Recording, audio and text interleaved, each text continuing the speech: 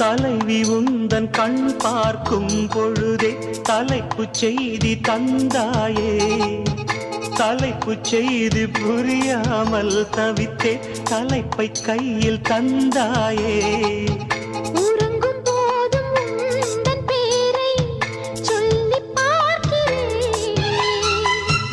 உன்னை கண்டு பேசும் போதோ உச்சி வேர்க்கிறேன்.